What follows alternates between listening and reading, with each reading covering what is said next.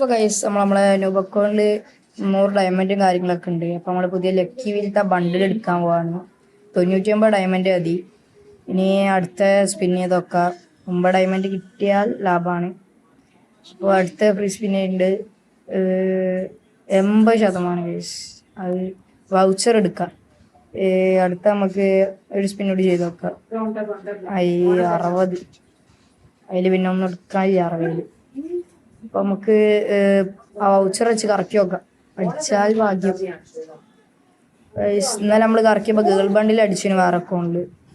അപ്പോ ആ വീഡിയോ കാണാത്തവർ കണ്ടിട്ട് വരാം. ഫൈസ് പിന്നെ ഇതിന് ഒന്നും കിട്ടിയില്ല. ഒന്നും കിട്ടിയില്ല. അടുത്ത ഫൈസ് പിന്നെ ചെയ്യുന്നുണ്ട് ഗൈസ്. ബാഗ് കിട്ടി ഗൈസ്. അപ്പോ ബാഗെങ്കിൽ ബാഗ് ഗൈസ് നമുക്ക് പാർട്ട് 2 ആയിട്ട് കാണാം. ബൈ.